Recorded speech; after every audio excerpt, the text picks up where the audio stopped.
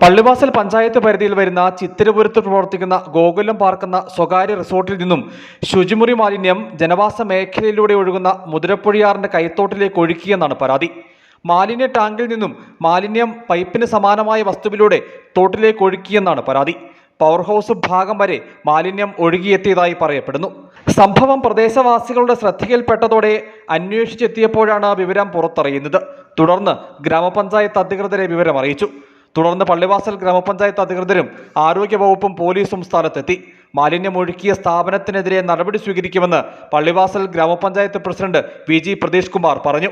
ചിത്രപുരത്ത് പ്രവർത്തിക്കുന്ന ഗോകുലം പാർക്ക് എന്ന് പറയുന്ന റിസോർട്ടിൽ നിന്നും ഇന്ന് രാവിലെ ഒരു 9:30 ശേഷം സെപ്റ്റിക് ടാങ്കിൽ നിന്നുള്ള മാലിന്യം നേരിട്ട് തന്നെ ഇവിടെ നിന്നും പവർ ഹൗസ് ഭാഗത്തേക്ക് ഒഴുകുന്ന തോട്ടിൽ അവർ നേരിട്ട് തന്നെ തുറന്നുവിടുകയും ഇതുമായി ബന്ധപ്പെട്ട് പരാതി അവിടുത്തെ നിവാസികളുടെ ഇടയിൽ നിന്നും പരാതി വരികയും അടിയന്തരമായി തന്നെ പഞ്ചായത്തും അതുപോലെ തന്നെ ആരോഗ്യവകുപ്പും ഈ റിസോർട്ടിൽ എത്തി ഇവിടെ വരികയും ഈ കാര്യങ്ങളെല്ലാം തന്നെ നേരിട്ട് കണ്ട് മനസ്സിലാക്കി പോലീസിനെയും അറിയിച്ചിട്ടുണ്ട്.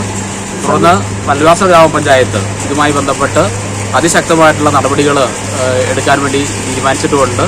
സംഭവത്തെ തുടർന്ന് പ്രദേശവാസികളായ ആളുകളും പ്രതിഷേധവുമായി രംഗത്തെത്തി.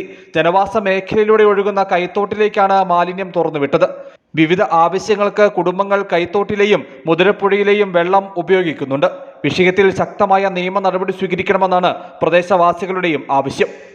News bureau, Adimali.